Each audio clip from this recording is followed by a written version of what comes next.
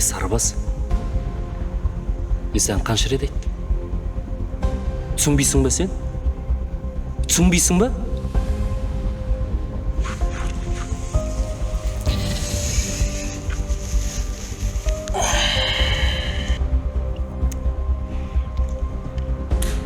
Братан, кешір, братан, кешір, братан. Онда ұрлаған затыңды магазинге апарып қоясың. Сосын ұрлады деп тағы естісем, қолыңды емес, басың шауып түсең. Түсінің ба? Иә. Что там, родной? Кеттік.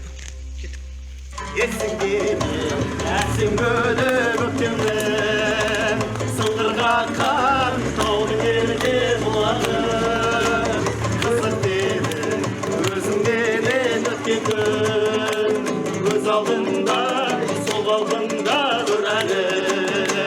Canım deskin, gündür gayra kararım. Dönüp gözgen, çıkmaz sesin, öldüregen canarım. Canım deskin, gündür gayra kararım. Dönüp gözgen, çıkmaz sesin, öldüregen canarım. Саламатсыздар ма? Қалайсыңдар? Шүкір, жақсы. Қоштарыңыздан. Рахмет жан. Асқар көрінбейді ғой. Асқар үйде? Қазір шақырып келем. Келіңдер, дастархан басына жайғасыңдар. Кел, сыйысып отырыңдар. Асқар! Иә, бұл мен. Бүгін біздің үйде той. Себебі мен қалаға оқуға түстім. Балам, не істеп отырсың? Жүр, сені күтіп жатыр. Бұл кішкентай Асқар үшін өте қатал. Не мына батпақ, а? Қайда жүрдің? Мынаның бәрі шаң болыпты ғой. Осындай құрғақ күні адам батпақты қайдан табады? Өте мейірімді. Сіз ше, сіз жемейсіз ба? Мен жеп алғам, тойып тұрмын жан. Мама, меніңізші, сізге ауыр ғой, мен өзім тасимын. Алтыным менің, көмекшім, қолғанатым. Келем. Өсіп қалды, екі жігітім мен. Алтыным, батырым ғой. Және күшті менің анам. Жарайды. Жүре ғой. Мам, мен сізді... Ау? Ештеңе қазбырым. Жүр. Тағы айта алмай қалдым. Біздің кез келген қуаныш біргелік өтеді. Бірақ сонда да өте қызық. Ауылдағы тойлардың барлығы мына кісісіз өтпейді. Әбілғазы Бақытович. Ал, Мариям, қуанышың құтты болсын. Не қуанышы? Баласы мектеп бітіріп, қалаға оқуға түсіп отыр. Қалаға оқуға түсіп отыр ма? Балаңның оқуға түскені құтты болсын. Аман болсын, иә. Сенде бала бар екенін де білмеппіз ғой біздер даже. Ал жақсы, көп рахмет. Енді осылай тамаша тілектерге бізден әсем ән болсын. Ауыздарыңыз дамде, құлақтарыңыз әнде болсын. Айналайын қарағым. Ал бұл біздің ауылдағы ең керемет. Керемет дегенде жалғыз әншілеріміз. Бірақ екеуін түсінбейсің. Олар кеше ғана... Басты кетірме, қайырмай айтқан кезде, не әпсене, гитарамен ойнаған кезде. Ал бүгін... Жек жатармай, құда болып аулыңа кеп жатқанымай. Құда болып аулыңа кеп жатқанымай.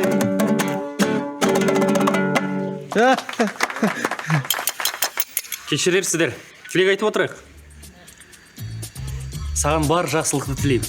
Өмірде жолың ашық болсын. Ал бұлар менің жақын достарым. Салық пен Ерсұлтан. Олар өте мейірімді. Салық саған не деді? Тек көбі олармен дос болғанды қаламайтын сияқты. Ағайын досым, арманың орындалсын. Ауылда басқа да жақсы балалар бар ғой. Бізді ұмытпа.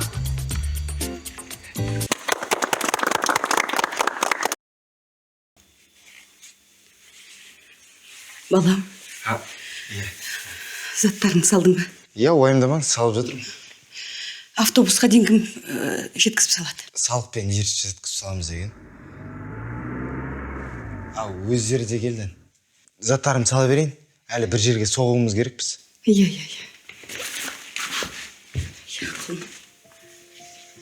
Құлыным ау сол. Сымыраған уақытай. Алла, балама жар бола көр. Егер хатпен таныс болсаңыз, мына жерге қол қойыңыз. Сізге айтам, мына жерге қойасыз ба? Сәлеметсің бе? Сәлеметсіз бе? Бердібек қызы Мәриямсыз бе? Иә, тыныштық па? Аудандық акиматтан хабарламаны ұлыңызға бердім. Мына жерге қойып жүрсеңіз. Қандай хабарлама? Кәне. Не дейді? 3 күннің ішінде үйді босатыңдар дей ме? Акимат не деп жатыр? Келісімшартты бұл тағы не кедергі болды? Әлде тағдырдың қалауы ма?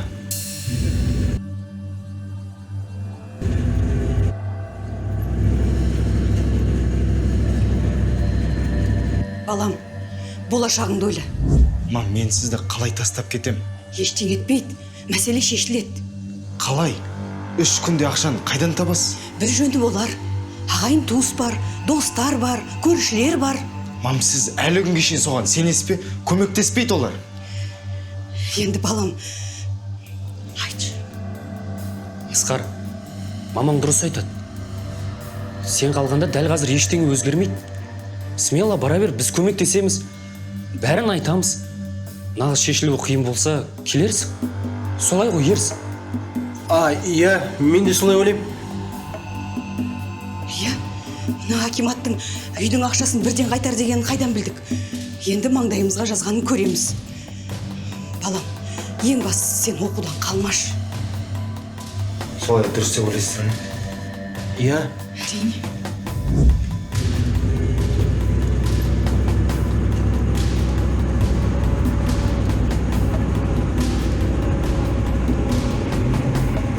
Аға, тоқтаңызшы. Аға деймін, тоқтаңызшы.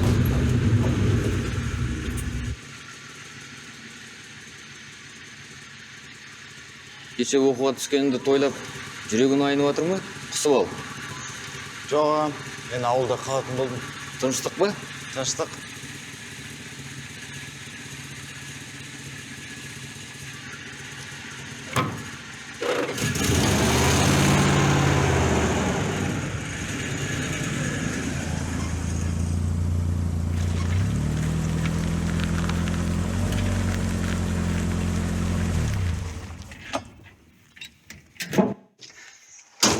Супермен да.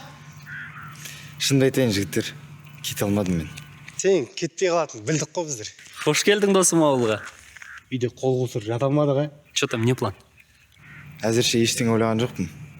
Тек ауылдағыларға көрінбей, дұрыстап ойлану керек. Мәриям апайға айтасың ба? Иә, үйге барып тамақ ішіп алайық. Как раз ет салып қойған шығар. Приколисттер. Кеттік досым. Солайсың.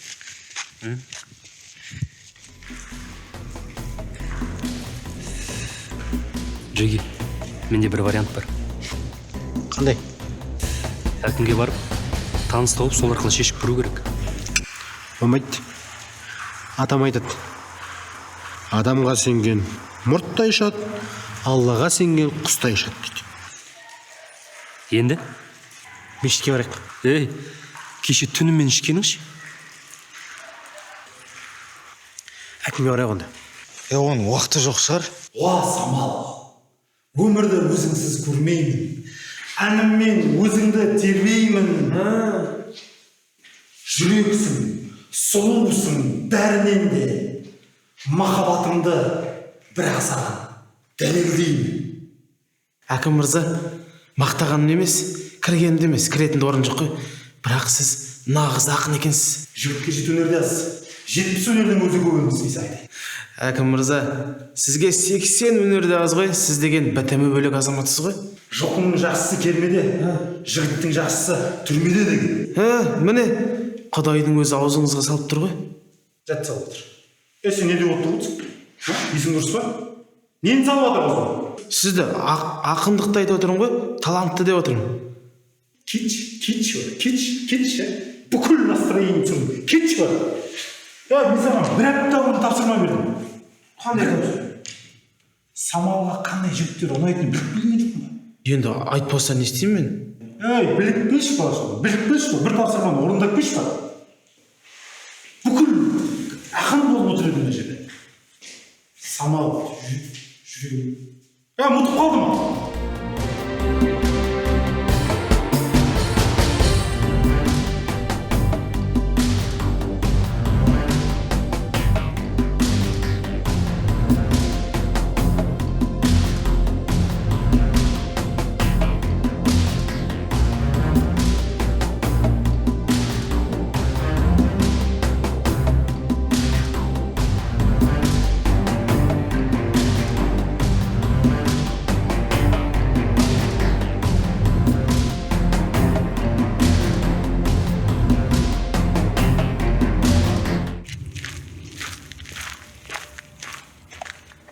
Ассалаумағалейкум аға. Қалайсыз?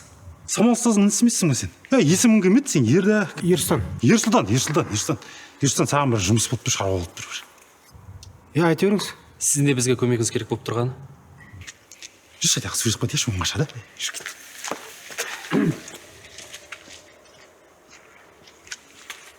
Жарайды ондай. Анда тұрайық.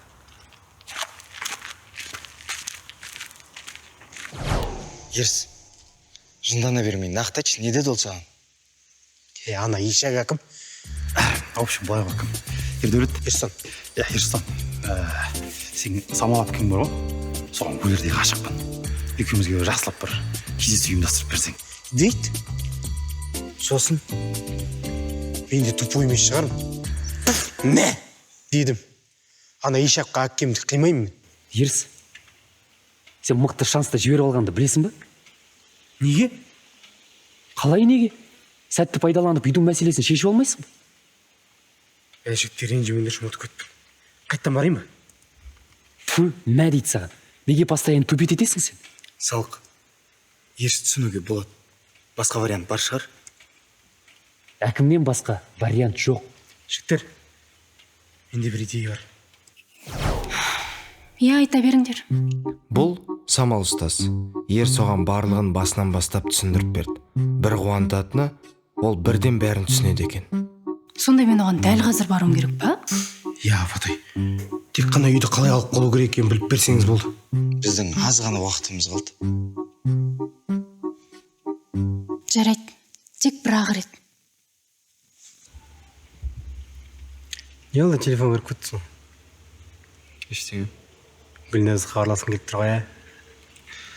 Жоқ, ол ауылдан кетпей қалымды білмейді. Соны айтсам ба деп отырмын.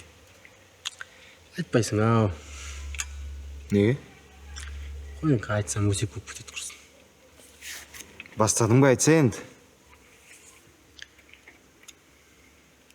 Кеше оны мираспен көрдік қой біз. Не? Болды енді. Қыздың мәселесін сосын шешесіңдер. Самалдың өзі де келді. Кеттік. Ерс, соны тура қазір айту керек па? Қойш.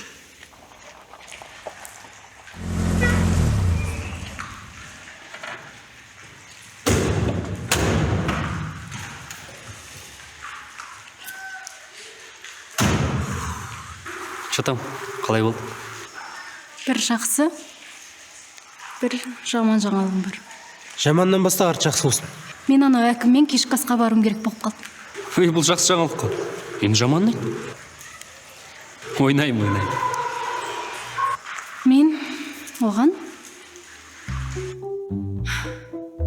жақынымда осындай қиын жағдай болып жатыр. Сіз ғана көмектесе аласыз, әкім мырза. Самалжан, сен маған Құдайдың өзі жіберді.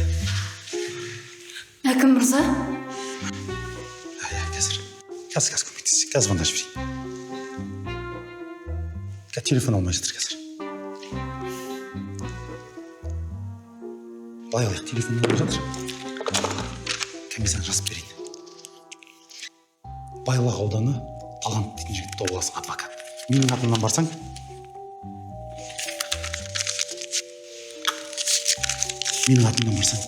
міндетті түрде көмектеседі. Рахмет, әкім мырза. Сізге көп рахмет. Онда сол ауылға тез бару керек. О, шешілді ғой. Сендер мені косякқа тықтыңдар.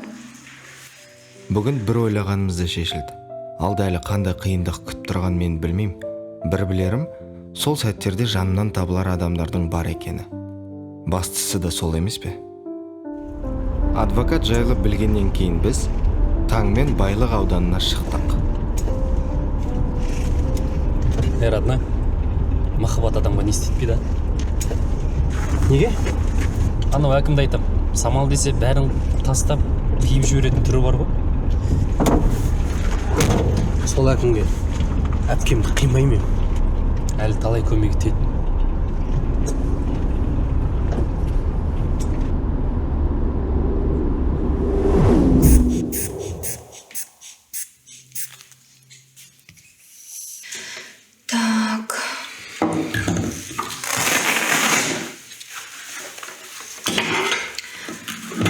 Сіздің қан тамырларыңыз, давлениеңіз барлығы орында.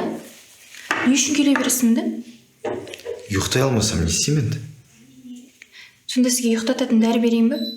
Жоқ, телефон нөміріңізді берсеңіз болады. Менің атым Асқар.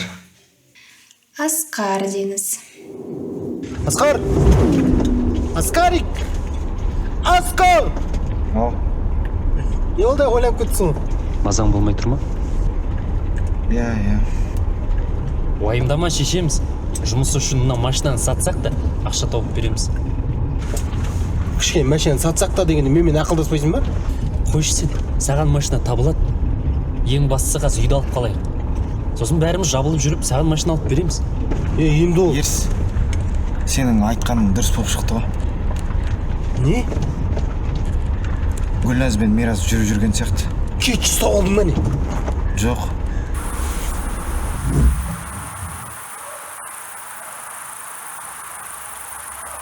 Тоқташы. Тұрдық, құшақтастық, жыладық демейді, тоқ етерін айтшы. Жарайды. Асқар, мамаң біреу ма кетпегенінде? Қоя тұршы, мен сені ол үшін шақырған жоқпын. Сен Мираспен жүре жүрсің ба? Кім айтты? Яласын, кім айтқан? Мен сені сұрап тұрмын, Мираспен жүресің ба, жүрмейсің ба сен? Не болыпты жүрсем? Айтсай? Соны айту үшін шақырып тұрсың ба мұнда? Білгем мен осылай бар. Кезінде адам айтатын, өзіңнен кіші қыз ал, сыйлайды, құрметті ет деген. Қойшы, екеуі жүрер алдында өзің емес пе? Атам айтатын, махаббат жасқа қарамайды, так что бас смело дегенің қайда? Ол кезде деген, атам кішкентай қызбен жүргенде, сондай кезде айтқан шығар енді, білмеймін. Доста, уайымдамашы, өйтіп қыз үшін қайғырмашы. Жетеді, айттым ғой, оның жасы үлкен, оған уже тұрмысқа шығу керек. Сен қалай кетіп батсың, нормально болады бар, уайымдамашы. Класста ұртпашы ерсің, музыка қош. Әйтпесе қазір Жәмилаң туралы айтып, жылап қуып бітесің. Ол мен саған жоқ, екеуміз осылай дұрыс болады. Иә, музыка қош.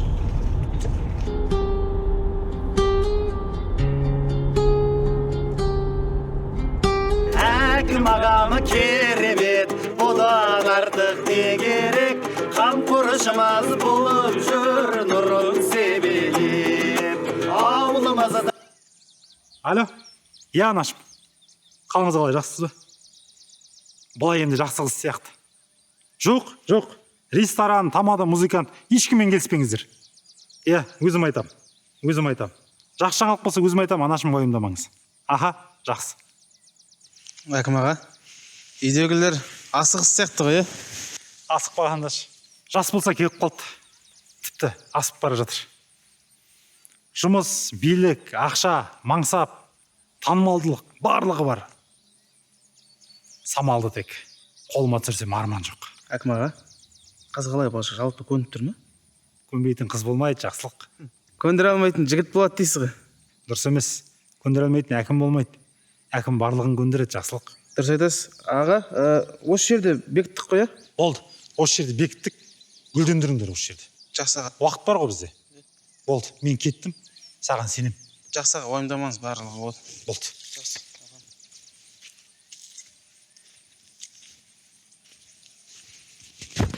Көндіре алмайтын әкім болмайды дейді ғой. Көкем-ау, осымен 4-ші қыз ғой. Ақша, билік, атақ қана шешпейді ғой ол жерде.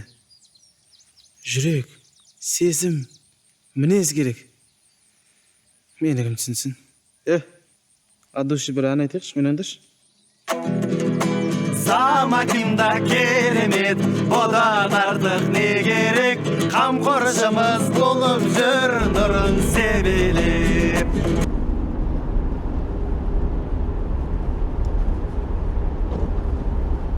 Мына ауданда адам жоқ қой. Бір жерге тоқтап, адресті барып сұрап білейін. Әйтпесе жүрсек жүре береміз. По-любому білетін адам бар ғой. О, міне как раз магазин. Магазинге кіріп шығайын ба? Жоқ, өзім барамыз, заодно темекі алып шығамын.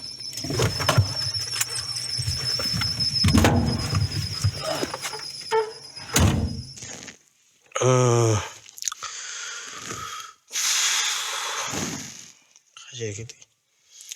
Жамай ұқта көт бұл мені.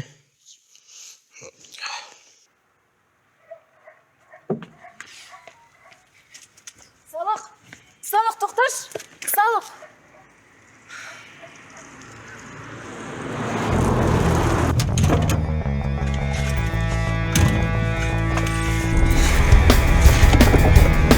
Сал, жайдаш.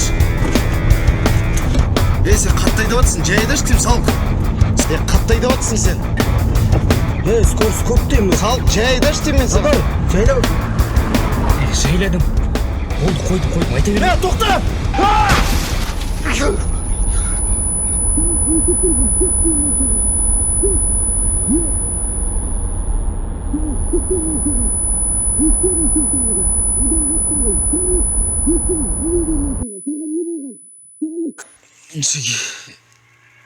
Жүге не болып кетті?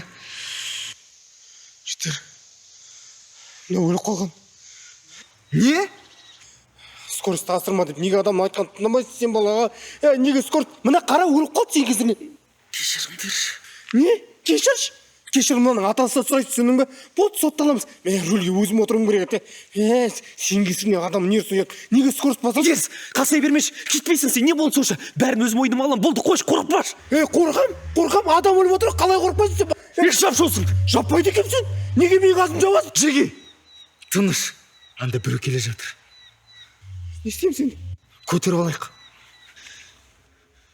Тұрғыз.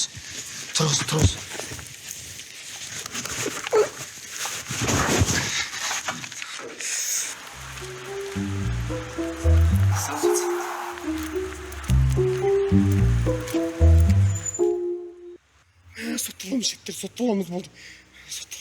Ерсі кипиш ау етпеш. Ешкім сотталмайды мұндай. Асқар, біз деген адрес әне тұр. Бара алмаймыз ғой қазір. Құмаш. Сотталуға желание бар ма? Желание жоқ, жеттер. Менде желание жоқ. Скорый шақырамызға қашайық па, бірдеңе істейікші. Әйтпесе ана адвокат үйді алып қалу үшін емес, өзіміз алып Жеге, біз қыз қашсақ ауданға вообще кіре алмаймыз. Еще ана кісі бізді көріп қойды. Бір нәрсе қылу керекпіз. Асқар, не болса да бізге анаған кіру керек. Тәуекел. Мен ше? Ал сен мынаны багажникке саласың, түсінің бе? Сосын бағана кіре берсе бізді күтесің. Жарайды. Все, кеттік.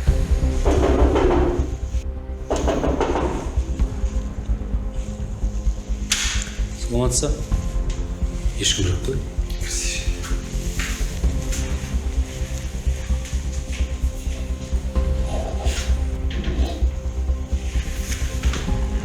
Асқар, не істейміз? Адвокат келмейтін сияқты ғой. Күте тұрайық. Су ыстық болып тұр. Кеп бар. Асқар, мана қара.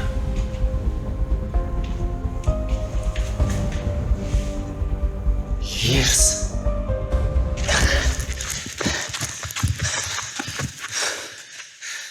Ерс? Анау қайда? Қайда кетті анау енді? Ерс! Талант қайда? Қайдағы талант? Анау адвокат қайда деймін? Сендер кеткен үшін маған. Өлік қайда? Өлік пе? Уайымдамаңдар аны. Ол шетілді. Көміп тастадым демеш? Саған тупой емес шығар мен.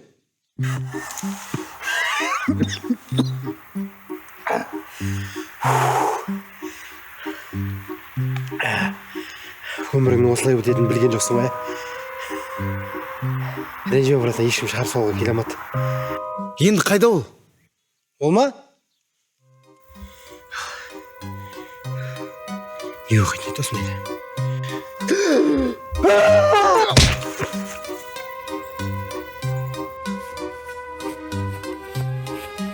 Қашып кетті. Ешақ қуасың ба? Біз деп келген адвокат, біз қақып кеткен адам болып шықты. Қумаш! Еще ол біздің түрімізді көріп қойды ғой. Енді полицияға барып заявление жазады. Вот сонда вот пипец болады. Хана бізге. Не істейміз? Не істейміз?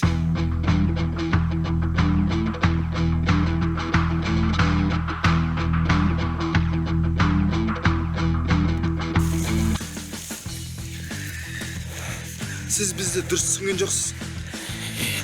Нақұрыстар, бізге сіздің көмегіңіз керек. Қайдағы көмек? Түптеріңе жетемес еді. Біз осылай істейміз деп ойламадық. Түрме. Ешек, қалай сөйлейсің сен? Тыңда, бұл жерде біз сөйлейміз, түсіндің бе? Бала көміп кетпейме, рахмет айт. керек десең тірілей көміп кетемін. И то баға сен біз қырып қаққан жоқпыз. Өтірік істеп жатырсың. Тұр. Тұр деймін, ей. Не істедің? Не істедің? Не болды? Өліп қалған ма? Жеге, дем бар, тірі әлі. Осылай көміп кетейікші. Қумаш тірі ғой. Өзі біртүрлі не? Біресе есін жоғалтып алады, біресе өліп қалады. Мумия сияқты. Мынаны енді ауданға апара алмаймыз. Ерс, Самалға хабарлас. Не? Әбілғазыдан көмек сұрасын. Қате болады ғой жігіттер. Оған уақыт жоқ.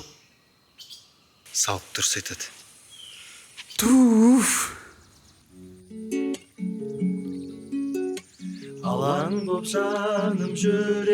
Самал ханым, мына жерге сізді тектен тек шақырмаған көрініп тұрған шығар. Пешенеме сізді жазған болса, уақытты соза берудің не керегі бар деп ойлаймын. Маған тұрмысқа шығасыз.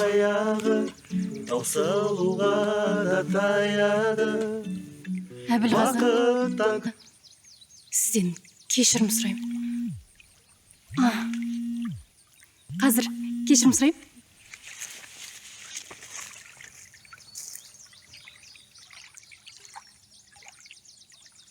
Алло? Әпке, біз адвокатты қағып кеттік. Сендер не істерің дұрыс па? Не істеріміз не жатыр енді? Енді ол қайда қазір? Ормандамыз. Тірі ма өзі? Тірі, көмектесіңізші. Әбілғазы, мен сіздің не айтқыңыз келгенін мен енді әйел адаммын.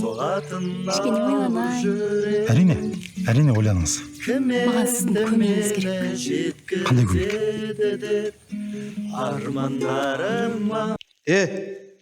Не істеп отырсыңдар? Айтып тұрмын ғой сендерге әкім келмейді деп. Әкім ешқашан түнде акиматқа келмеген.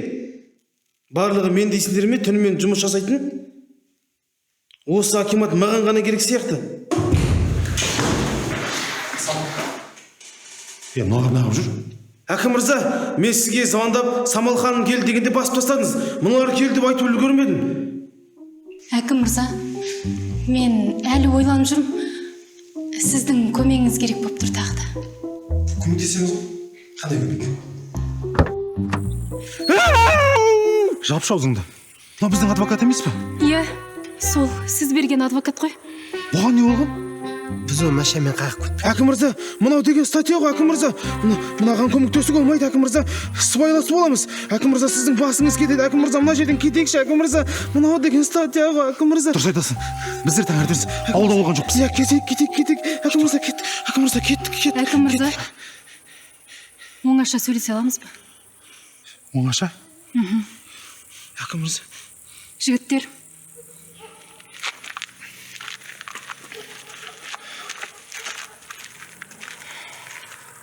негіз жағдай мынандай болды.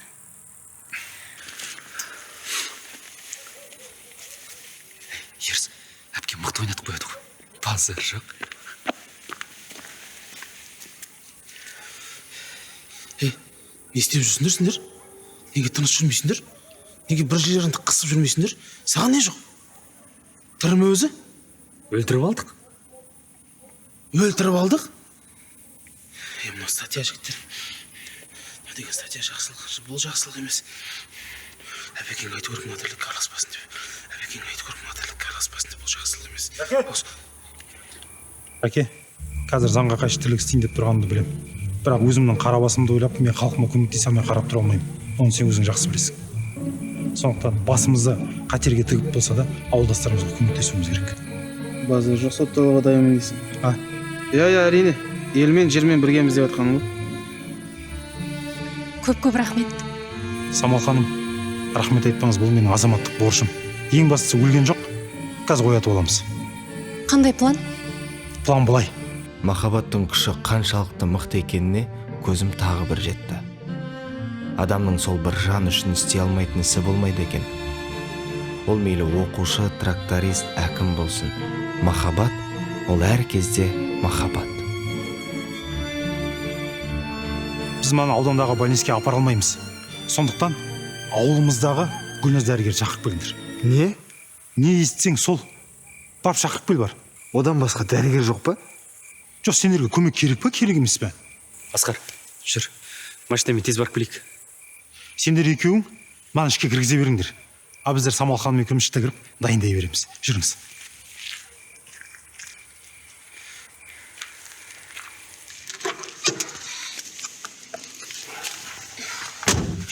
Сәлем, Гүлназ. Сал, қалайсың? Нема жайша шақырып отыр ма? Білмедім. Алып келіңдер деді, болды. Жарайды, мен көп бола алмаймын, Барғасын көреміз.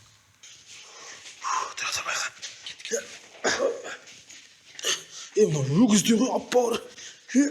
Адамдар не жеп семіреді өзі? Сол айтсайшы. Ерс, мен кезінде әкім ағаға айтқан ғой. Басыңызда бір қиын жағдай болса, бір қиындықтар болса, адвокатты өзім көтерем деп. Мен мынандай мағынада айтқан жоқ едім ғой. Өкініп тұрған бараш. Байға. Қаз. Бұра. Басын соқты құста де ғой мұны. Уайымдамашы шәке. Өз нормально. Бұл сондай момия кеттік. Так. Осы жерге жатқызсақ, сыйып қалу керек негізі.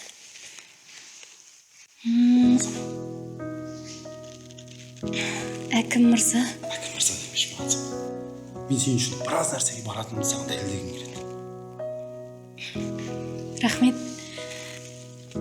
Жібересіз ба, қазір келіп қалса ұят болады. Самалжан, мен сені өмір бойы осылай құшақтай өткім келеді. Келген сияқты. Келді. Мам, түріне не болған? Мынандай емес еді ғой мама. Ой, бұл мумия өзі сондай. Біресе былай құрсын. Уайымдамаңдар. Дәрігер келеді, бұйырса оятып аламыз. Сендер барып дәрігерді күтіп алыңдар, есік алдынан барып. Неге? Ой, қалай, неге? Тып-тыныш ешкімге көрсетпей кіргізіп жіберіңдер, бері қарта болды. Өзі кірмей ме? Күтіп ал дегенсің, күтіп алсаңдаршы бар.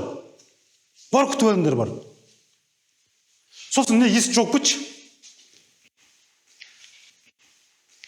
Ұрсып айтпасаң түсінбейді да бұлар. Бір ұрыс жіберу керек.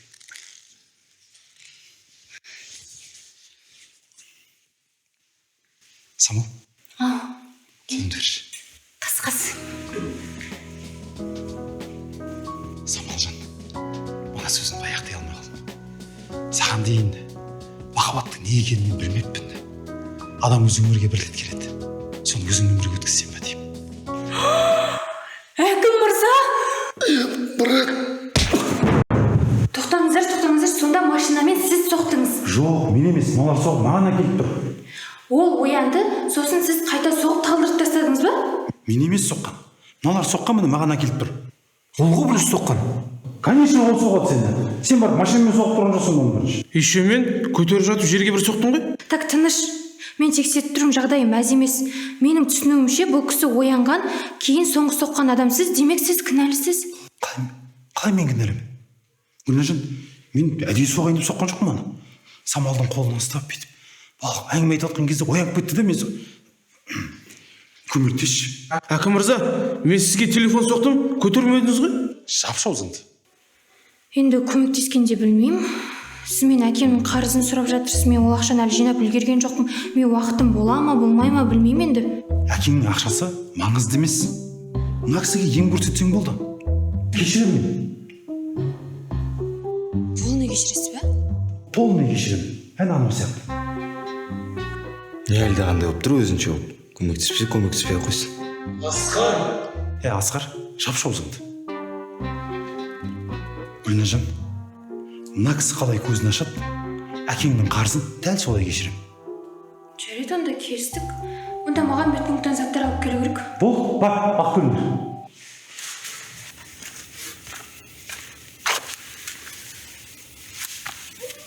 Қалай болып жатыр іште? Гүлназ система салып бір нәрселер істеп жатқан. Жақсы болып бітір. Сау, ерс. Не жаңалық бар? Нормально бәрі. Асқар, мен сөйлесіп алсам бола ма? Конечно. Ерс, кеттік.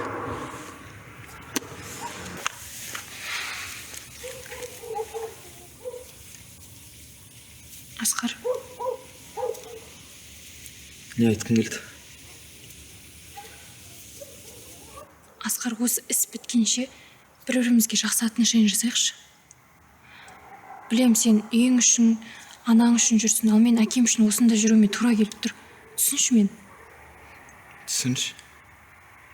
Түсінем ғой. Асқар. Жарайды.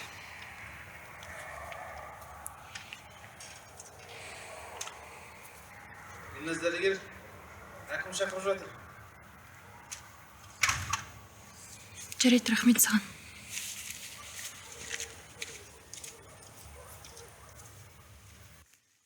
Так, ол жігіт сонымен қашан жоғалып кеттейсіз? Сіз уж бізден 4-ші рет сұрап тұрсыз ғой, айттым ғой таңда кетіп, содан бері әлі жоқ деп. Қарындас, мен жоғалып кеткен жігіттің анасынан сұрап тұрмын. Сіз кім боласыз? Мен оның әйелімін. Болашақты. Иә, болашақ. Оны да көре жатармыз. Полиция мырза, түсінесіз бе? Ертең ауданға менің әке-шешем келеді жігітпен танысуға. Бізде скоро той, түсініңізші? Түсінем, бірақ мен мүлдем сізге көмектесемін. Неге? Қалай неге? Сіз білесіз ғой, арыз жазылғаннан кейін, ол 3 күннен кейін өзінің күшіне енеді. Сіздердікі әлі бір күнде болған жоқ жоғалғанына. Мүмкін ол жігіт әлі өзінің жолдас жігіттерімен ішіп, ойнап, күліп, не дейтін еді, мальчишник болып жүрген шығар. Ол ішпейді, ішпеген ешқашан. Сіз білмейсіз ғой ештеңені. Не ішемі? Ішкен. Менімен жүргің келсе қоясын дедім. Қойды. Ішсін неге айтасың олай, ә? Ішсін. Және де қалай бар, солай жақсы көру керек. Ой, апа, дәл осы сөзіңізді бар ғой, менің әйелім айтса бар ғой. Жақсы көріп кететінен бар ғой. Сіз бізге көмектесіңіз, иә, балам. Әйтпесе қолым қайда жүр екен? Ай, апа, мен сіздер түсінем, бірақ сіздер шаршадыңыздар. Сіздер үйге барып демалыңыздар. Мен де кішкене мызғып алайын. Кім біледі, біз демалып жатқанда жоғалып кеткен жігітті кеп қалар. Осы соны кейде мүлдем түсінбеймін. Жарайды, сау болыңыз.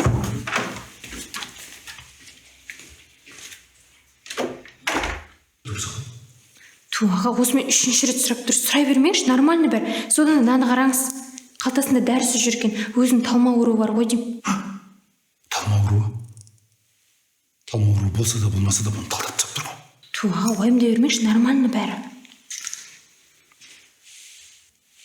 Бірдеңдер қажет болса айт, я.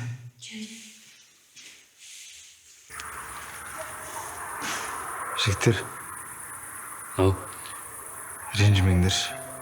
Не болды? Бұндай бұлықты білген кезде сендер тартпайтын. Досым, ешкім былай болады деп ойламады. Ешкім әлі өлген жоқ қой. Тем более Гүлназ айтты. Оянады. Все сенейік оған. Бәрі жақсы болады. Атам айтады. Алла адам істей алмайтын істі ойына салмайды дейді. Біз осыны адвокат арқылы шешеміз дедік пе? Демек шешеміз. Уайымдама. Өмірде барлық адамның таңдауы дұрыс бола бермейтіні рас. Біреу оқуын дұрыс таңдайды, жарына келгенде қателеседі. Кейбіреулер мамандығын сүйет, әйел үшін өкінеді. Менің нақты өкінбейтінім, кім не десе де достарымды дұрыс таңдай білгенім. Жігіттер, жүріңдер, оянды.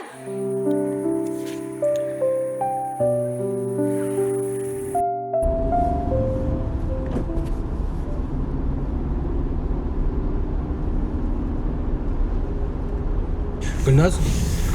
Жас адамдарда ондай бола ма не? Басынан соқып қалса болады да. Мен тек қана жасы келген, қартайған, сосын ішкен кезде есін жоғалтып алады деп ойлағам ғой. Сен вообще басқа нәрсе айтып отырсың. Айтпақшы, әкім сені әпкеңнен ұнататын сияқты ғой. Айтпашы соны. Жының білетсің. Салыққа тапсырып кетіп, бана артық кетіп қалмасын. Ерсі жақындатып па? Иә, мен кеп қалдық. Абайлап жүр, шетпен жүрші. Көрініп қалмайық. Неге? Ана өлік дейтін осы жақтікі ғой. Гүлназ, сен ана айтқан адамға точно көмектесем, ә? Иә, бізде басқа вариант жоқ қой. Не болса да көреміз енді.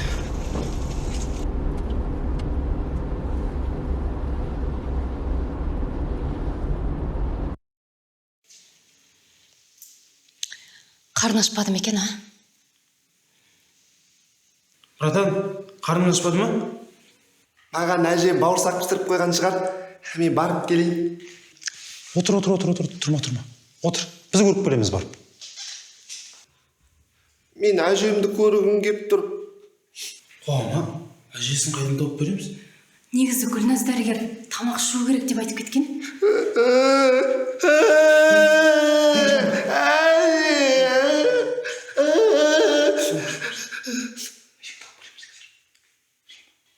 Әжеңді көруге дайынсың ба?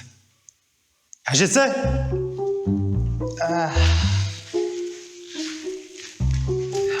Келіңіз, әжесі. Амансыңдар ма?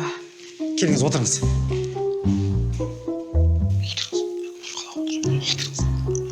Отыр. Рахмет, әкім аға бала.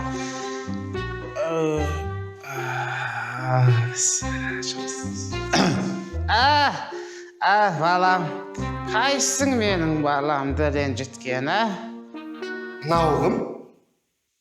Қалай кім? Сенің әжең. Мына қара. Әжеңде де мұрт бар. Сенде де мұрт бар. Туған әжең. Әже!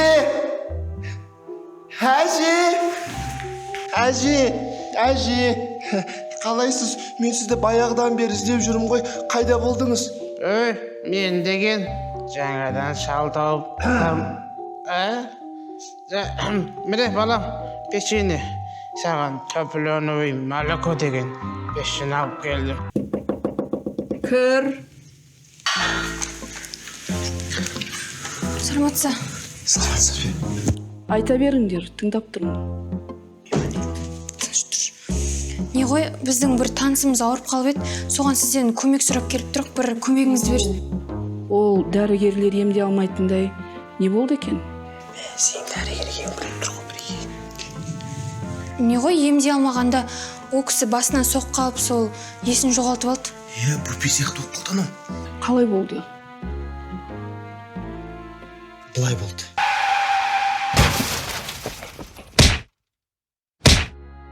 Менің ата әжем қайда? Сендер кімсіңдер?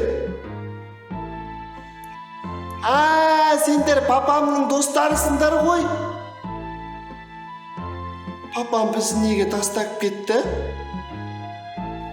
Гүлназжан, не істейміз? Білмеймін, мұндайды бірінші рет көру. Аудандық ауруханаға апара алмаймыз. Осы жерден бір амалын табу керек. Негізі бір кісі бар. Шақырсын осы жерге. Оған біз өзіміз таңертең баруымыз керек. Осылай сіздің алдыңызға кеп тұрмыз еді. Енді соған бір дәрі бірдеңе беріңізші. Анау дейтін есін жоғалтып алып, есіне түсіре алмай қалса ше. Анау деген кәдімгі. Мен ешқандай дәрі бермеймін. Неге? Ол өте ақылды адам екен.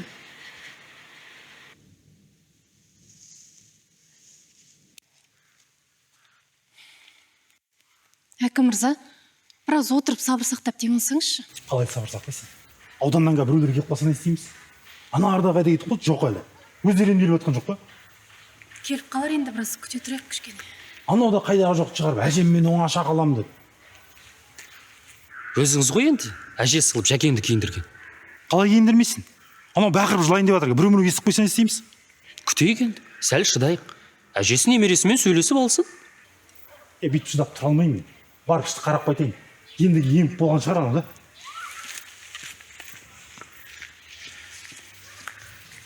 Осындай тынымсыз біреуді қайдан тауып алғансың, а? Басымды ауыртпашы. Не істейміз Гүлназ? Білмеймін, осы кісі жақсы біледі деп естіген. Жыласың ана есікті. Гүлназ, қайда келгенсің бізді? Адам ауырып жатыр десе, ақылды екен ол деген. Как будто біз соны білмейміз. Енді соған сол үшін айқайлау керек па? Енді өзі ғой. Есін жоғалтып алып, ауырып жатыр десе, мен сендерге дәрі бермеймін, кетіңдер деп. Сонау ауылдан келдік қой осы үшін. Отырыңдаршы бұл. Негізі бұл кісіге қарсы шыққан адамдар сынаққа түседі деп естігем. Маған бәрібір. Кезінде атам айтқан тәуіп бақсыларға сену болмайды деп. Отырыңдаршы. Әжесімен немересі сөйлесіп болды ма екен?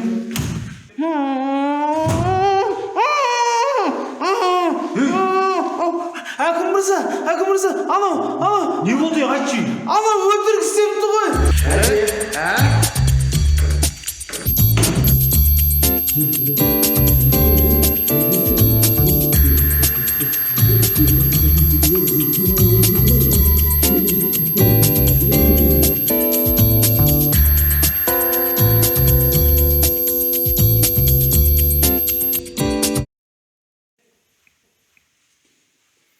Біткен жеріміз осы.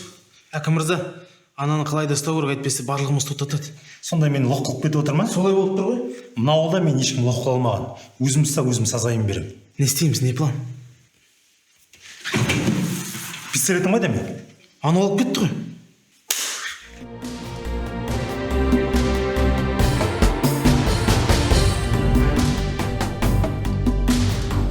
Ол менімен ойнағысы келген екен. Сен осында қал, сал, самал, екеуің менімен жүріңдер. Тауып алып, осы жерге сүйреп алып келеміз. Біреу мені сұрап келіп жатса, не айту керек екенін білесің ғой. Ауыл тұрғындарының халін білуге шығып кетті деймін. Молодец, кеттік. Әні, басталды айттым ғой. Көріккен түк жоқ, өзі сынып жүрген машина. Не болды маған енді? Білмеймін, свечесі кетіп жүрген сияқты кажется. Сәлеметсіңдер ме, балалар? Кешіріңіздер. Мына адамды көрмедіңдер ме? Бір күн болды іздеп жүрмін. Балам еді. Жазира апа, бұлар қайдан білсін?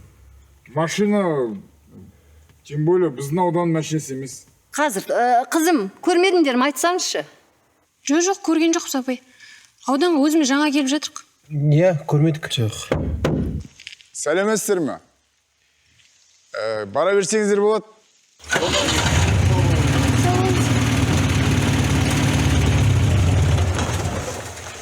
Ой. Бұлар қайдан?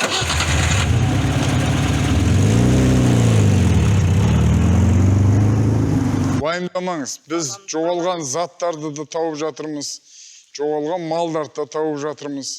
Енді бұл ауыл болғаннан кейін енді адамдар жоғалу енді бірінші рет қой енді. Апа!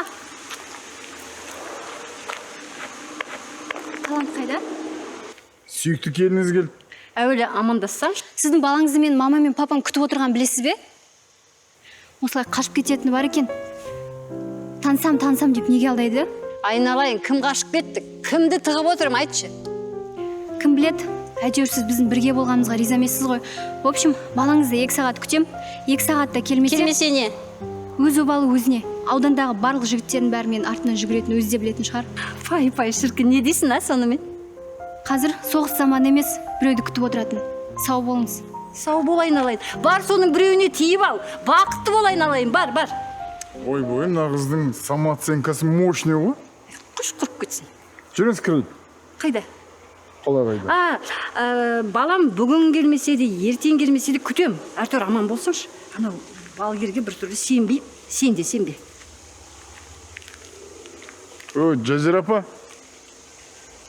қалай сенбеймін? Бүкіл движением барын курсқа осы кісі қойып тұр ғой. Өзім кіріп шығайын енді.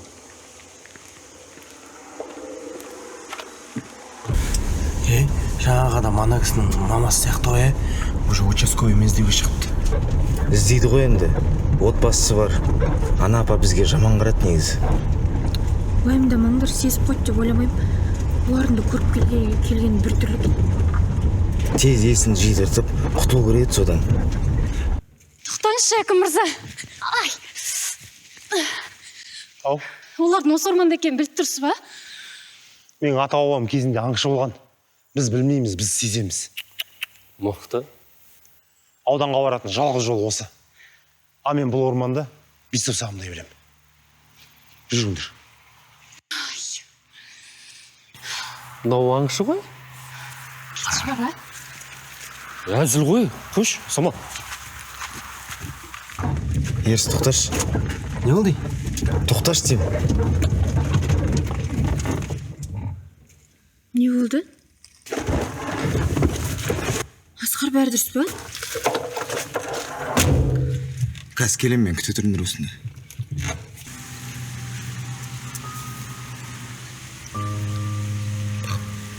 Кешіріңізші. Үйді құтқара алмайтын сияқты. мамаңа ешқашан өтірік айтпа дейтін едіңіз. Ол кісіге де өтірік айтып жүр. Жалпы өмірімде өтірік көп болып кетті.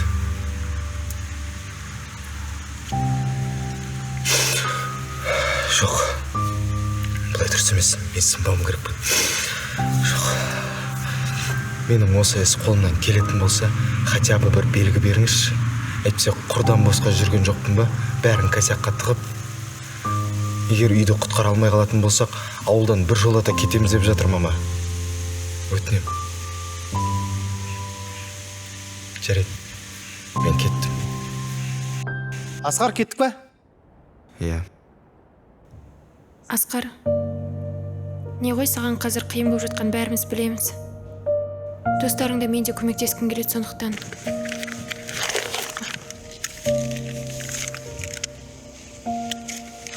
Жоқ, керек емес. Асқар, данный момент саған қанша керектігін білмеймін, бірақ менен азда болсын көмек. Әкеңнің қарызы ше? Әкем сенің үйіңді алып қалуға көмектескенімді білсе, қуанады деп ойлаймын. Сондықтан уайымдама, үйіңді алып қаламыз. Біздің үйде ешкім алып қоя алмайды. Конечно, алып қаламыз.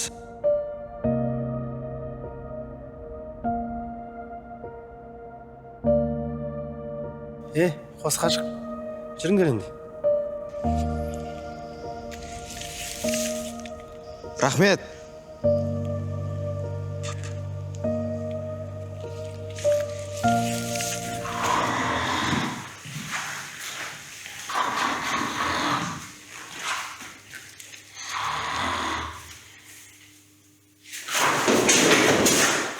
Жеке, тыныштық қой. Сендер екенсіңдер ғой. Сендер не болған білесіңдер ме? Не болды? Анау бәрімізді алдап қашып кетті ғой. Енді қайда бәрі? Соның артынан кетті. Ананың басы қатты істейді екен. Осы кезде Гүлназ екеуміздің ойымызға көріп келдің Ол өте ақылды адам екен. деген сөзі келді. Сізді бір үлкен сый күтіп тұр. Жақында мендағы отпуск. Отпускной плюс премиентті қосып беретін шығар, е? Бірақ Иә. сіз бір іс бастаған екенсіз, соны аяқтамағансыз. Мен қалай аяқтаймын оны? Жаңа мамасын айттым, мамасының өзінің несі жоқ. Сосын бір кезде анау келіні шықты, бүкіл ауыл мені жақсы көреді деді ма. Енді өз жоғалып кеткен жігітті мен қаяқтан табамын? Орманнан. А? Аудандағы ең үлкен орманнан табасыз оны сонда. О, рахмет.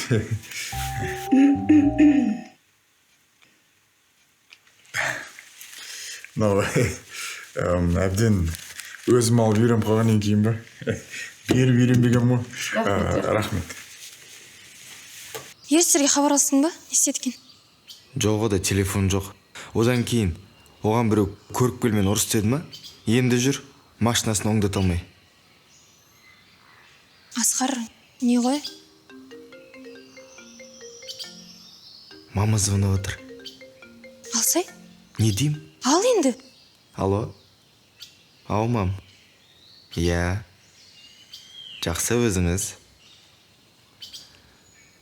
Иә, кеше қолым босамап еді. Асқар. Мам, қазір мені шақырып жатыр. Мына бала, шынымен қалаға бармай қалып қойған сияқты ғой. Білмен кеше жолдан түсіп қалған. Қалаға таксимен бармаса. Бұл қайда кетті екен? Жарайды онда, рахмет сізге, мен хабарласып. Алыстан қарасаң ұқсамайды. Вообще басқа біреу сияқты ғой. Жақындайықшы, не қорқамыз? Қолында пистолет бар. Вот түсінбей тұрғаным, қасындағысы кім ананың? Біреуден көмек сұрап тұрған сияқты. Полиция ма екен әлде? Не істейміз? Полициямда не істеп жүр? Еще формасы жоқ. Жапшы аузыңды. Үлкендердің әңгімесіне араласпа. Аузын жап дегеніз қалай кетті? Сіз де жай сөйлеңіз онда. Қалай сөйлейсің сен адамға? Қалай бар, солай сөйлеймін. Той, тыныштағыңыздаршы. Қазір естіп қояды бізді.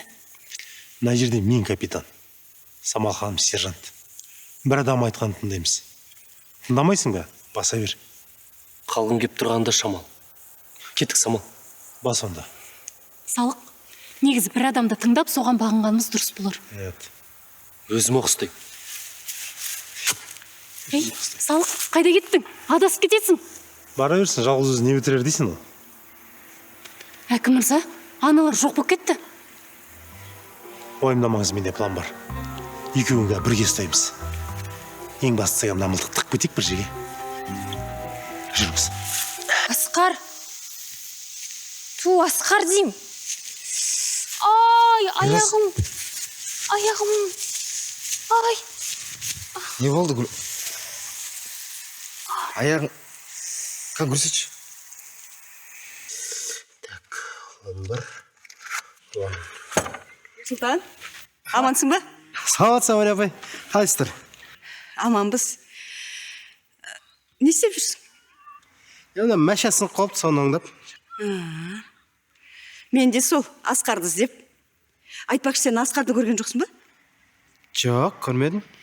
Сен оның ауылда екенін де білмейтін шығарсың, иә? Иә. Мен онда кетейін. Мария апай, негізі мен Асқардың кетпей қалғанын білем. Өз айтқан сізге айтпасын деп. Сөйтіп келіскенбіз біздер. Сізге кім айтып қойды, Салық па? Жоқ, сен айтып қойдың. Мен? Иә? Мәшем, оңдай берейінші. Жоқ, тұра тұр. Жүр. Маған Асқарды тауып бер. Жүр.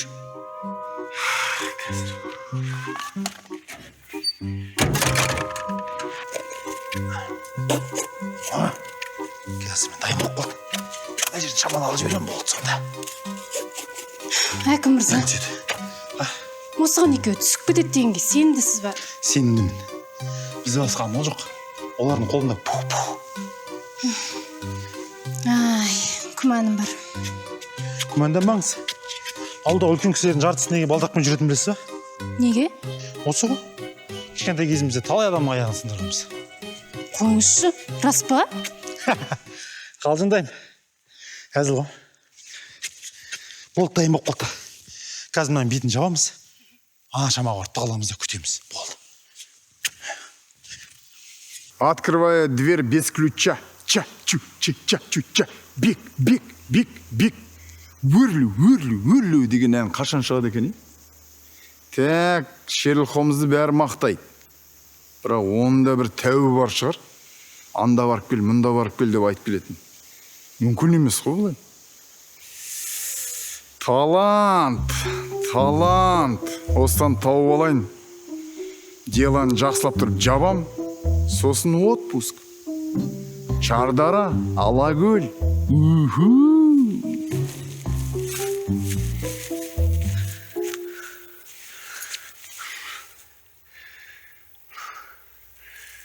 Талант, қайда жүрсің сен? Папам бізді неге тастап кетті?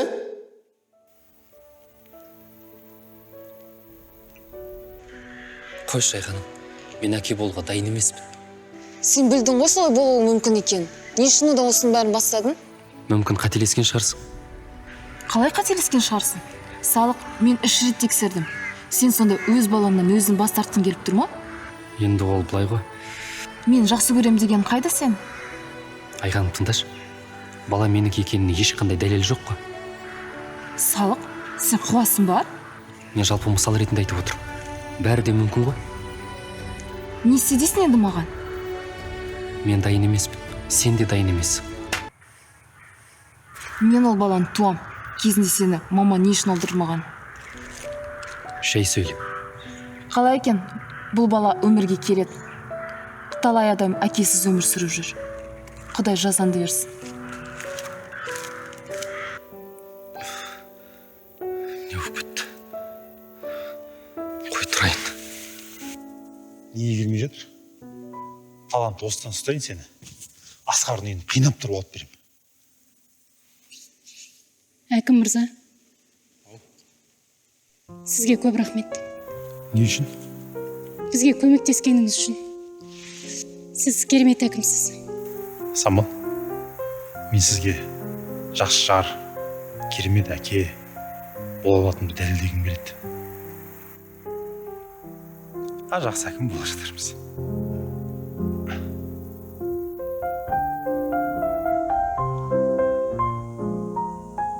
Әкім мырзаның қараңыз, біреу келе жатыр. Мынау әлгі.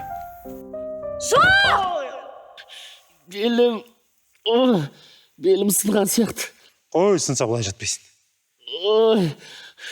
Жерді қазып, біреу адамды ұстай ма? Сені ұстадық қой. Приколист. Белім ауырып бара жатыр, больницаға апарыңдар. Сен больницаға барсақ, таланттығым ұстайды. Белім ауырып бара жатыр. Ауырып батыр. Ана ағашты алып беріңізші. Жоқ, керек емес. Керек емес. Жоқ.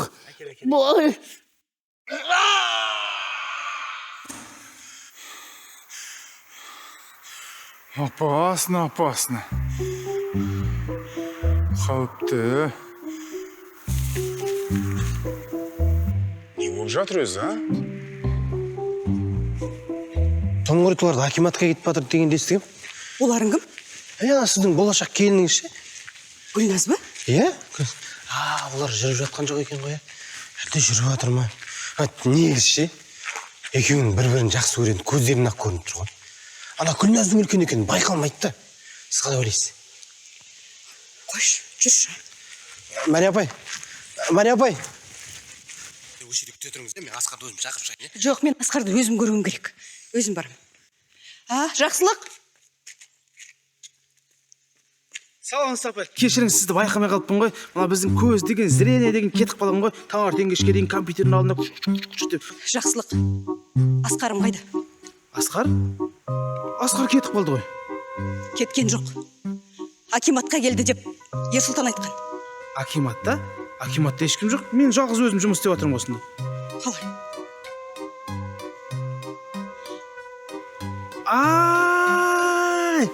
Басмай, біздің зрениемен қосып памятында кетіп қалған ғой апай мен. Кім? Асқар дейсіз ғой? Асқар көз дөңгелек, шаш ұзын, мұрты бар. Жігіттермен бе әлде қыздармен? Ой, тупой басмай. Мен қазір апай Ерсұлтанды айыратын сияқтымын. Ерсұлтан, не деп тұрсың сен? Түсінген жоқпын мен. Не көрсетіп отырсың сен маған? Ерсұлтан, сен менімен ойнап тұрсың ба? Жоқ апай. Бұлай болсын. Маған Асқарымды тауып беріңдер. Таппайтын болсаңдар, мен аудандық полицияға балам жоғалды деп үстеріңізден арыз жазам. Апай, керек емес. Ерсұлтан Асқарға алып барады сізді. Қай жаққа? Айда дегеніңіз орманға.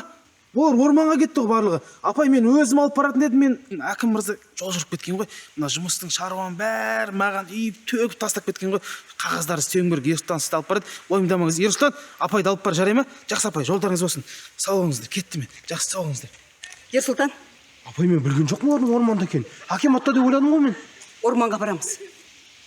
Орман үлкен ғой. Апай, қай жақта табамыз? Табамыз. Қалайсың, Салық? Шамалы белін орып тұрғаны болмаса, жақсы мына атақты. Әкел белінен тағы басшы берейін. Жоқ, керек емес. Құдай да өзі жазасын берді ғой. Үлкендердің айтқан тыңдамасаң осылай болады. Анан қараңыздар. Біреу келе жатқан сияқты ана жақта. Салық, барасың ба? Конечно, барам. Мынаны ал. Екеумізді план ба? Кеттік жүрдір.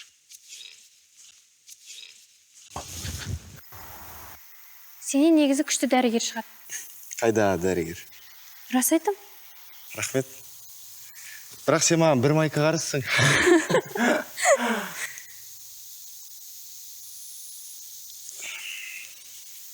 Жүре аласың ба енді? Иә, тәуір болып қалдым. Асқар, анау кім? Анау алдындағы участковый ғой. Кеттік қашайық. Асқар, тоқтай тұр.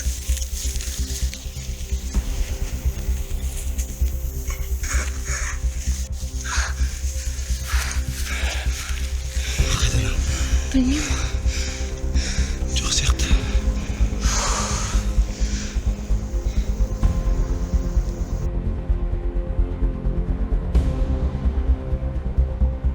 Топ.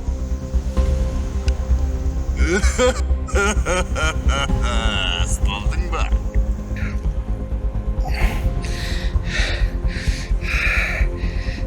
орман бітпей кетті ғой әке.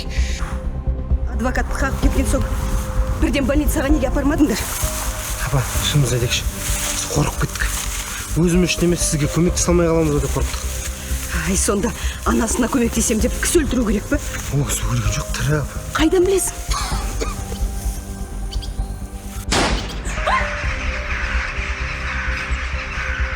Бисмилля. О, не болды? Білмеймін. Асқарлар емес пе? Сен. Машинаң қайда? Ар жақта тұр. Әкел кетті. Кішкене сынып тұр еді. Көп сөйлеме. Әкел. Так. Сіз менімен жүресіз. Тұр. Сен Асқарға барып айтып бар. Оның анасы әдірше менің емде болады, түсіндің ба? Жүріңіз. Балам, мен... Жүр!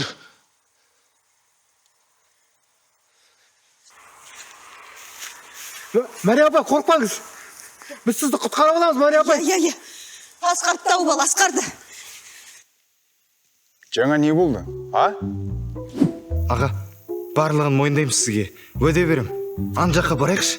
Я тыныштық бекен өзі. Осы сендер ауданда жүргенде бірдеңе сезген бар ғой. Осылар бірдеңе бүлдіреді ау деп. Мойындаңдар, не сендер? Аға, былай болды. Осылай сізге тап болдық. Қораның үстіне қора кіріп жатырмыз дейсіңдер ғой. Бұлай болмайды. Бөлімшеге бару керек. Протокол толтыруымыз керек. Болмайды. Аға, өшім сізге қанша теңге керек? Сендер адам қағып кеттіңдер. Сосын оны ұрлап кеттіңдер. Енді маған қанша керек дейсіңдер? Аға, қысқасы бізде 500 мың бар.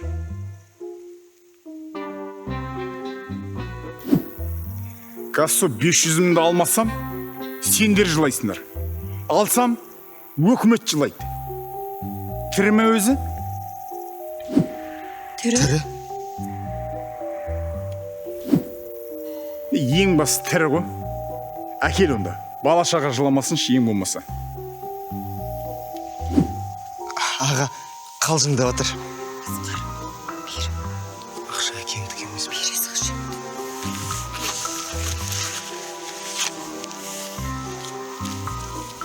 Сендер мені көрген жоқсыңдар, мен сендерді көрген жоқпын. Түсінікті ма? Тоқта! Мынау орман қауіпті. Қарындас, сен мен алдыма түс. Мен сендердің орталарыңда болам, а сен мен артымда боласың. Түсінікті ма? Кеттік.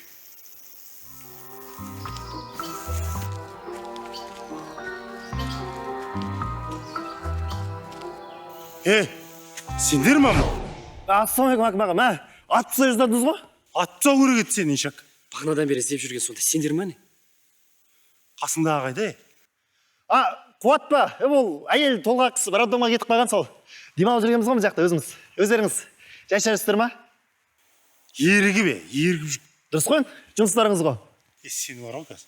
Бол, шашшы білем ға, миыңды бар ғой сен. Не істеймін сен? Білмеймін не істейтініміз. Басым қатып кетті. Жүріңдерші кеттік, көреміз қазір.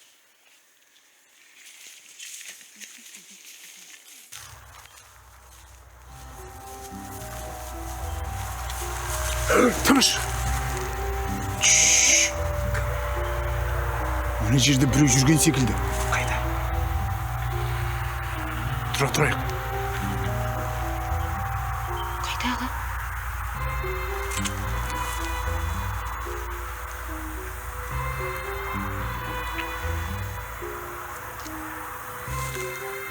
Гүлназ, сен осымен жақсы көресің е? Асқар, қойшы, тұршы. Жоқ, айтсайшы жақсы көресің е? Ой, сен де тапқан екесін жақсы көретін жерді. Жоқ, онда неге жаңа сүйіскің келіп немен? Тыныш тұра тұрыңдаршы. Қазір, түш. Гүлназ, шыныңды айтшы, Мирас екеуің араларыңда не бір? Айтсайшы енді. Ештеңе жоқ. Қалай ештеңе жоқ? жүрмейміз біз. Алдында сендерді еріс көрді ғой.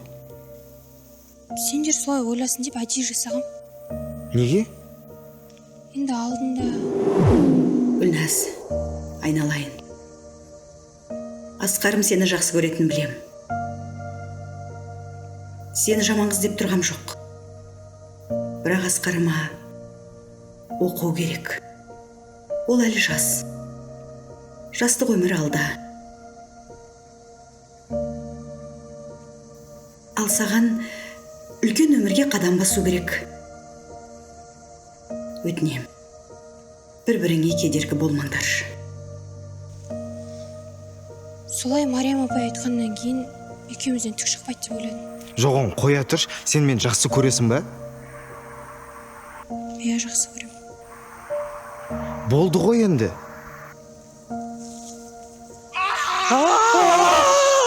Кімсің? Ерсің ғой аға. Пистолетің қайда? Пистолет жоқ мендағы. Мен емес атқан. Ерс? Асқар, таптым осы.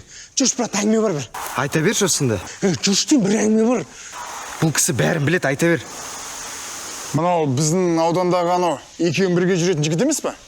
Яғы солмын ғой. Не білет? Талан бәрін білет, айта бер. Не болды? Аға, өтініш, мен түк кінәм жоқ. Рөлде сауыққа отырған. Мен айттым ғой, жай айда дедім. Ерс, қуасың ба, не айтып кеттің? Тұрш, бізді кешірді бұл кісі. Не үшін келдің? Не болды? Ана, Талант деген Мариям апайды пистолетпен қорқытып қалып кетті. Қайда? Ауданға? Сен не қарап жүрсің? Пистолеті болды ғой енді. Асқар!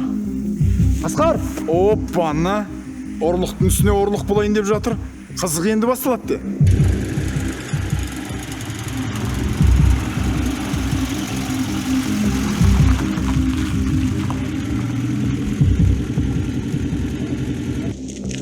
Балам, амансың ба?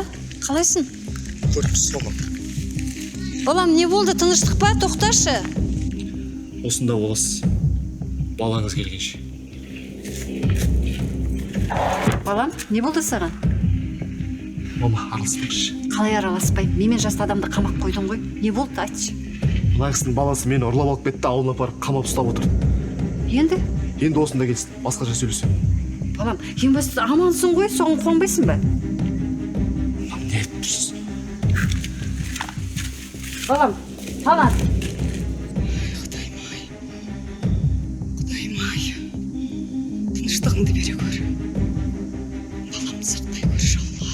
Баламды сақтай көр. Арты тыныш болсын, жалла.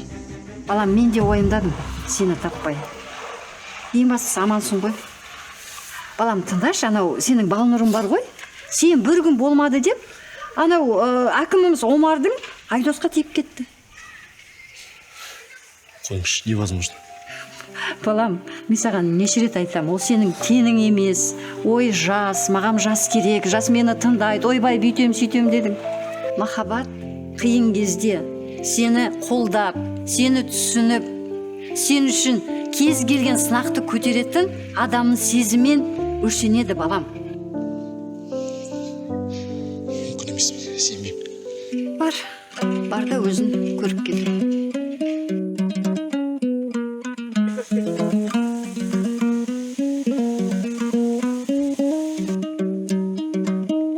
Тұртыңдар, не істеп кеттіңдер? Сендерге айтам, не қылып кеттіңдер? Не үшін жиналғанымызды ұмытып қалдыңдар ма? Салғжан саған не азымыз демал болайық та. Табамыз. Орман үлкен емес пе? Қайда қашар дейсің? Иә, саған. Ұстарымыз ба жүріспе? Болды. Мен шаршадым, кеттім ол. Сен неден шаршап жүрсің? Сіз үшін ойнаған спектакльден шаршады. Жалпы бәрінен шаршады. Түсінбедім. Не қуыпсың? Қайдағы спектакль? Қуып кеткен сіз осының бәрін шын деп ойлайсыз ба? Самал сізге тұрмысқа шығады деп сенесіз бе? Есіңді жи, әкім мырза. Ол бізге үйді алып қалу керек болғаннан кейін осылай сізбен өтірік махаббат хикаясын ойнап жүр. Ерс маған әкімді Самалға жолатпа деген. Самал, шаршаған шығарсың. Айтшы шындықты. Негізі Самал, аған айтып тұрған рас па?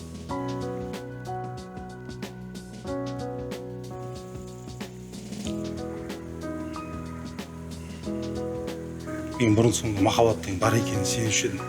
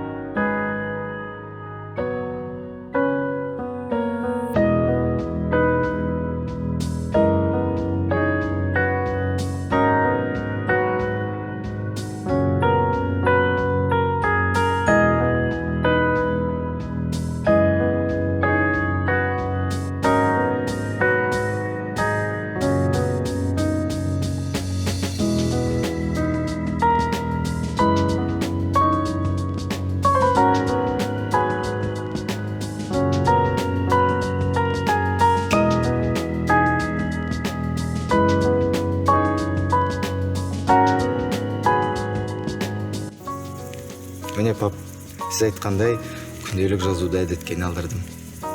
Бірақ бұл да бітуге сәл қалды. Енді жаңасын алу керек.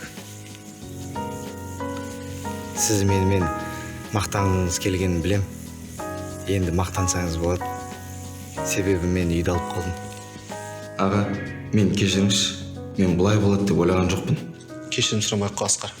Керісінше осылай болған дұрыс болды. Сенің ең тартып алайын деп жатқан кімдер? Аудандық акимат. Болды. Как раз солармен навстречу келгім келіп жүрген. Сен ертеңнен қалдырмай документтерді жинап алып кел. Екеуміз бірге істі қарап шығайық. Міне осылай ауылда қалатын болдық. Достарымның арқасында осы істі жеңіп шықтық. Сізге жиі келіп тұрам енді. Жарайды, қош болыңыз. Айтпақшы, бүгін бізде той. Соған кетіп бара жатырмыз қазір. Сіз ғана жетіспейсіз. Өкінішті. Ерс, бұл көлікті қалай сұрап алдың? Апашқымда отқан жоқ. Жиздуха салам алейкум қылып кеткенсің ба? Кімді қимай анау дегенің қайда? Есінде болсын. Атам айтады, жаңылмайтын жақ, сүрінбейтін тұяқ болмайды дейді. Что дайынсыңдар ма? Күйеу жолдас дайын болса, мен дайын. Бізде дайынбыз, кеттік онда. Аяқтарын қағып біріңдерші. Костюм киген жоқпыз ба? Тап-таза тұр. Түсіндерге бас кеш емес. Бұл деген отыршы.